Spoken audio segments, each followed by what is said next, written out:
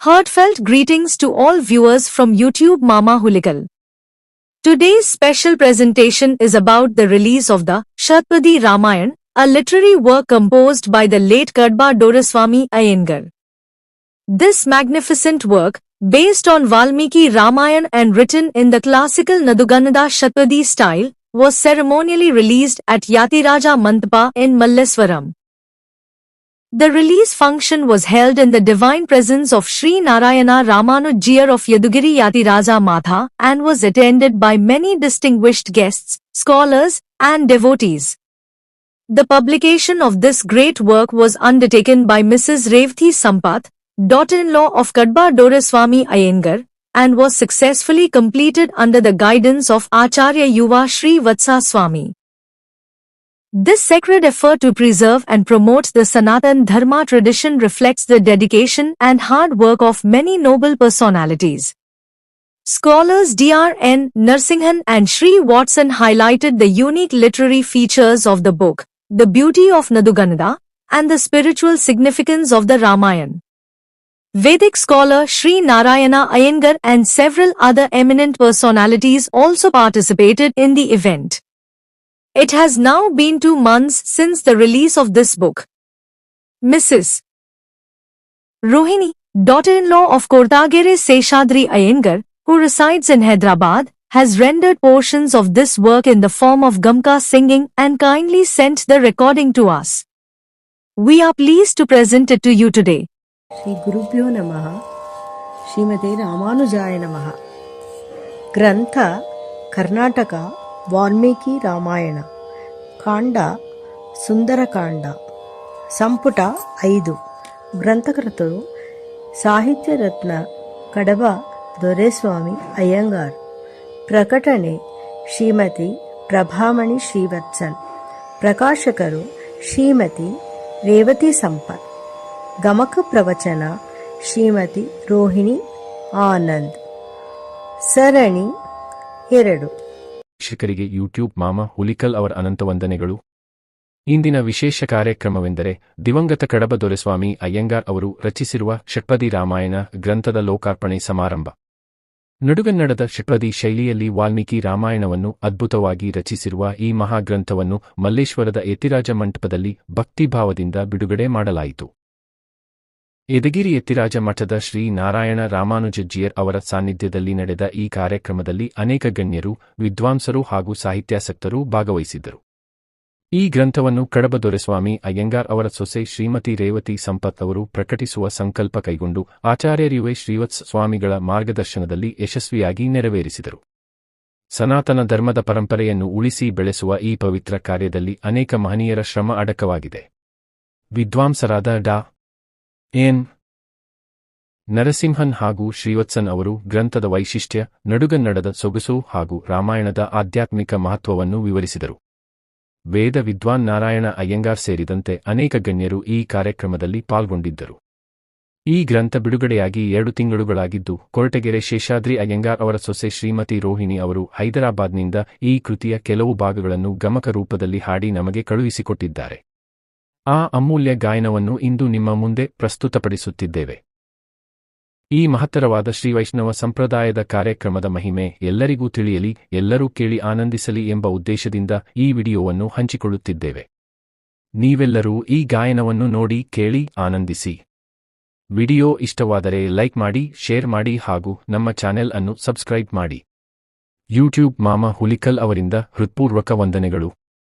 ಯತಿರಾಜ ಮಠದ ಶ್ರೀ ರಾಮಾನುಜಜ್ಜಿಯರ್ ಅವರ ಪಾದಾರವಿಂದಗಳಿಗೆ ನಮಸ್ಕರಿಸುತ್ತಾ ಬನ್ನಿ ಶ್ರೀಮತಿ ರೋಹಿಣಿ ಅವರ ಸುಂದರ ಗಮಕ ಗಾಯನವನ್ನು ಕೇಳಿ ಆನಂದಿಸೋಣ. ಗುರುಭ್ಯೋ ನಮಃ. ಶ್ರೀಮತೆ ರಾಮಾನುಜಾಯ ನಮಃ.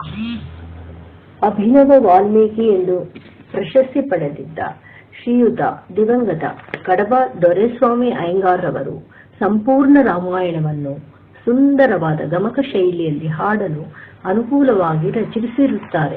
ಅಷ್ಟೇ ಬಹುಚಂದವಾಗಿ ಅವರ ಸೊಸೆ ಶ್ರೀಮತಿ ರೇವತಿ ಸಂಪತ್ ಅವರು ಶ್ರೀ ಉಭಯ ವೇದ ಶ್ರೀವತ್ಸನ್ ಹಾಗೂ ಶ್ರೀಮತಿ ಪ್ರಭಾಮಣಿ ದಂಪತಿಗಳ ಪರಿಪೂರ್ಣ ಬೆಂಬಲದಿಂದ 4/4/2026 ಶ್ರೀ ಯದುಗಿರಿ ಯತಿರಾಜ ಮಠದ ಶ್ರೀ ಯದುಗಿರಿ ಯತಿರಾಜ ನಾರಾಯಣ ರಾಮಾನುಜ ಜಿಎಸ್ ಸ್ವಾಮಿಗಳ ಸಮಕ್ಷಮದಲ್ಲಿ ಮೊದಲ ಪ್ರಕಾಶನವನ್ನು ಕರ್ನಾಟಕ ವಾಲ್ಮೀಕಿ ರಾಮಾಯಣ ಎಂಬ ಶೀರ್ಷಿಕೆಯಲ್ಲಿ ಉದ್ಘಾಟನೆ ಮಾಡಿರುತ್ತಾರೆ.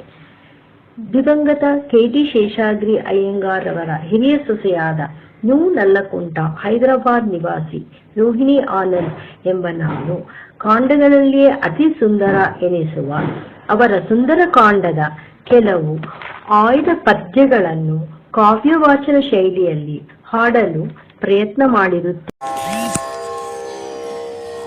ಶ್ರೀ ಗುರುಭ್ಯೋ ನಮಃ. ಶ್ರೀಮತೆ ರಾಮಾನುಜಾಯ ನಮಃ. ಗ್ರಂಥ ಕರ್ನಾಟಕ ವಾಲ್ಮೀಕಿ ರಾಮಾಯಣ. ಕಾಂಡ ಸುಂದರಕಾಂಡ. ಸಂಪುಟ 5.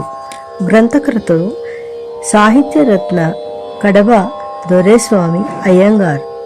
ಪ್ರಕಟಣೆ ಶ್ರೀಮತಿ ಪ್ರಭಾಮಣಿ ಶ್ರೀವತ್ಸನ್.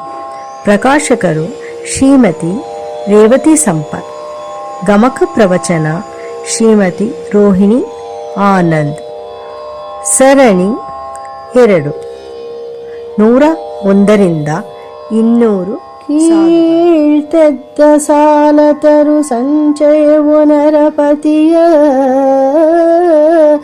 ಬೆಂಬಿಡಿದು ನಡೆಯುವ ವಾಹಿನಿಯ ಮಾಳ್ಕೆಯಲಿ ತೆರಳಿದುದು ಹನುಮಂತನನು ಸರಿಸಿ ನೆನೆ ಕೊನೆಯ ತರುಣಿಕರ ಬಳಸಿ ಬರೆ ಕಪಿವರನು ಬೆಳಗಿದನು. ಕುಲಗಿರಿಯ ರೂಪಾಂತು ಮಹಾದ್ಭುತ ದರ್ಶನವ ನಿಜ ಭಾರ ಜಗಿಸಲು ವಿಟಪಿಗಳು ಮುಳುಗಿದೆವು ಕಡಲೊಳಗೆ. ವಜ್ರಧರ ಭಯದಿಂದ ಗಿರಿ ಪಂಕ್ತಿ ಬಿದ್ದಂತೆ ಸೋಮರಾಶಿ ಮುಚ್ಚಿರಲು ಕಾರೊಡಲ ವಾನರನು ತೊಳಗಿದನು. ಮಿಂಚು ಬುಳು ತುರುಗೀರ್ದನಗದಂತೆ ಕಪಿವೇಗರ ಬಸಮದು ತಗಿರಲು. ಶ್ರೀ ಗುರುಭ್ಯೋ ನಮಃ. ಶ್ರೀಮತೆ ರಾಮಾನುಜಾಯ ನಮಃ. ಗ್ರಂಥ ಕರ್ನಾಟಕ ವಾಲ್ಮೀಕಿ ರಾಮಾಯಣ. ಕಾಂಡ ಸುಂದರಕಾಂಡ. ಸಂಪುಟ 5. ಗ್ರಂಥಕರ್ತರು ಸಾಹಿತ್ಯ ರತ್ನ ಕಡಪ ದೊರೆಸ್ವಾಮಿ ಅಯ್ಯಂಗಾರರು. ಪ್ರಕಟಣೆ ಶ್ರೀಮತಿ ಪ್ರಭಾಮಣಿ ಶ್ರೀವತ್ಸನ್. ಪ್ರಕಾಶಕರು ಶ್ರೀಮತಿ ರೇವತಿ ಸಂಪತ್. ಗಮಕ ಪ್ರವಚನ ಶ್ರೀಮತಿ ರೋಹಿಣಿ ಆನಂದ್. ಸರಣಿ 2. 101 ಸಾಲುಗಳು. ಕೀಳ್ತೆದ್ದ ಸಾರತರು ಸಂಚಯವು ನರಪತಿಯ ಬೆಂಬಿಡಿದು ನಡೆಯುವ ವಾಹಿನಿಯಲಿ ಮಾಳ್ಕೆಯಲಿ ತೆರಳಿದುದು ಹನುಮಂತನ ಅನುಸರಿಸಿ ನೆನೆ ಕೊನೆಯ ತರುಣಿಕರ ಬಳಸಿ ಬರೆ ಕಪಿವರನು ಬೆಳಗಿದನು. ಕುಲಗಿರಿಯ ರೂಪಾಂತು ಮಹಾದ್ಭುತ ದರ್ಶನವ ನಿಜ ಭಾರ ಜಗ್ಗಿಸಲು ವಿಟಪಿಗಳು ಮುಳುಗಿದವು ಕಡಲೊಳಗೆ.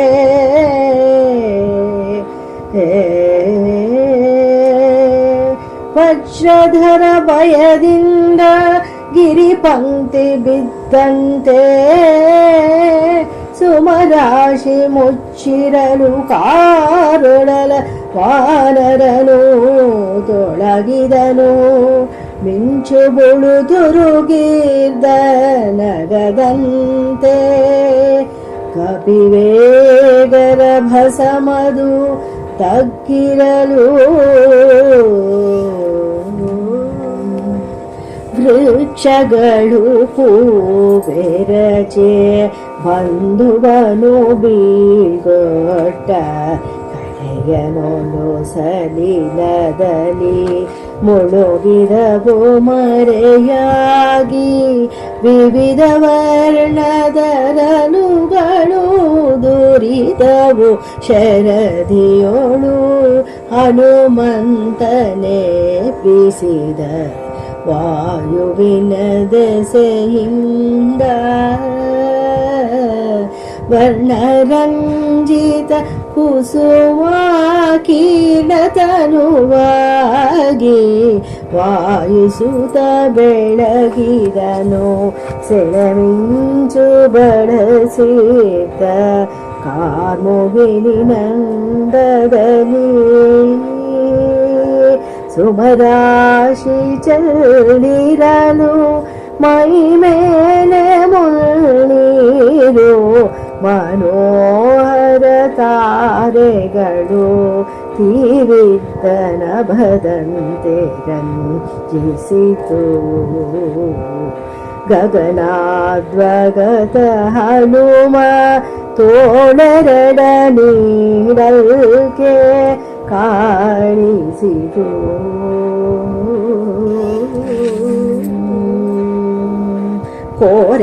ಕೋರೆದಾಡೆಗಳೆಸವ ಮಹಾಮತಿ ಮಾರುತಿಯು ಮಂಡಲಾಕಾರದೊಳು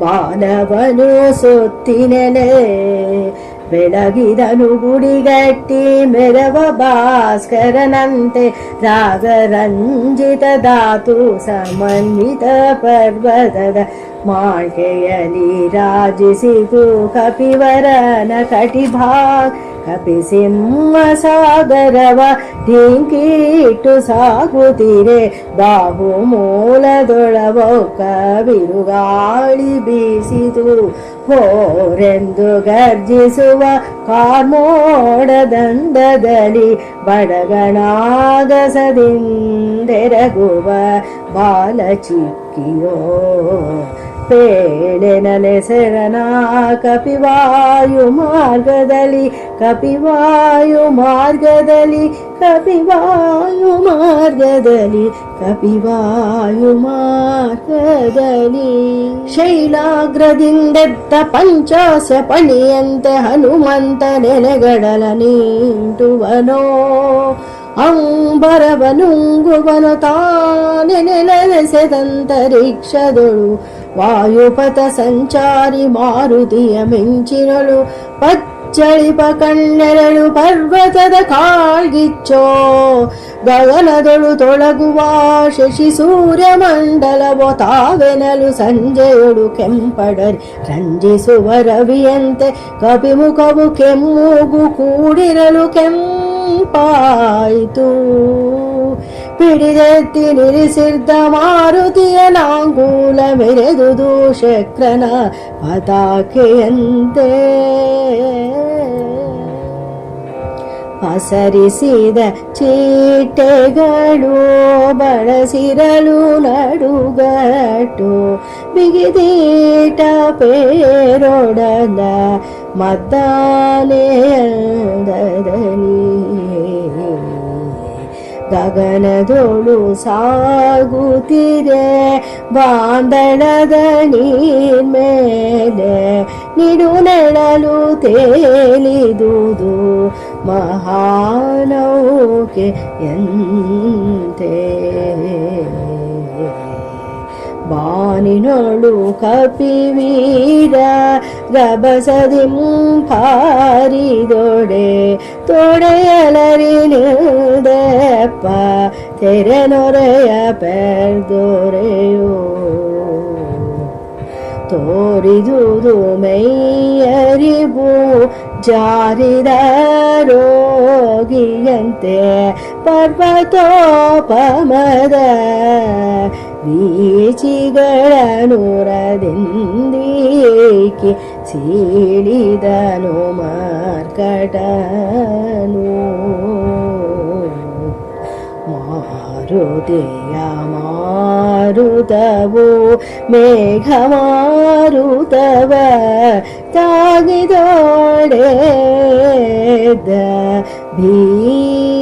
ಭೀಕರದ ಮಾರುತಿಯ ಮಾರುತಪೋ ಮೇಘ ಮಾರುತವ ತಾಗಿದೊಡೆತ ಭೀಕರದ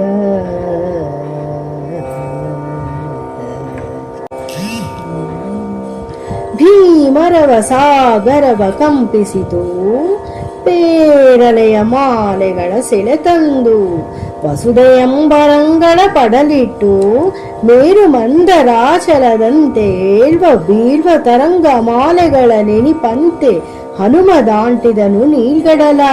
ಕಪಿವೇಗ ಸಮುತ್ತಿತ ಜಲಬಿಂದುರವ ಕಡರಿ ಮೇಘಗಳ ಚುಂಬಿಸಲು ರಾಜಿಸಿತು, ಕಾರುಳಲ ಬೆಳ್ಮುಗಿಲ ಮಾಳ್ಕೆಯಲಿ. ಸಾಗರದ ಮೀನಾವೆ ಮೊಸಳೆಗಳು ಉಡೆ ಉಳಿದ ಜಂತುಗಳ ದೇಹದಂತೆಸೆದುದು ವಿಷದಮಾಗಿ, ಆಕಾಶ ಮಾರ್ಗದೊಳು ಮುಂಬರಿವ ಕಪಿವರನ. ಕಂಡೊಡನೆ ಸಾಗರದ ಸರ್ಪಗಳು ದುಗಿದವು, ಖಗಪತಿಯ ಇವನೆಲ್ದೋ ವಾನರನ ನೆಳಲಂದೋ.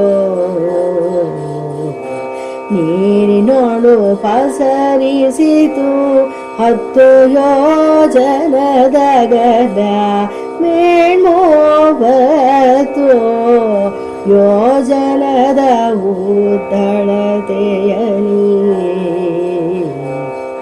ಮುನ್ನೀರ ತೆರೆ ಮೇಲೆ ಪವಡಿಸಿದ ಚಾಯೆ ಹನುಮನನು ಬೆಂಬಿಡಿದು ಸಾಗಿದುದು ಬೆಳ್ಮುಗಿಲ ತತಿಯಂತೆ. ತೇಜದಿಂ ಪಚ್ಚಳಿಪ ಪೇರೊಡಲ ವಾನರನು ತೋರಿದನು ಗರಿ ಮೊಳೆತ ನಗದಂತೆ.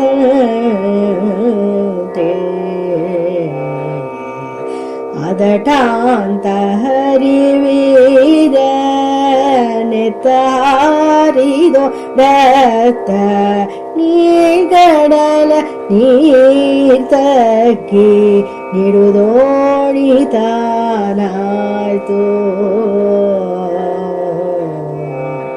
ನೀರ್ಗಡಲ ನೀರ್ತಕ್ಕಿ ನಿಡುದೋಣಿತಾನಾಯ್ತು.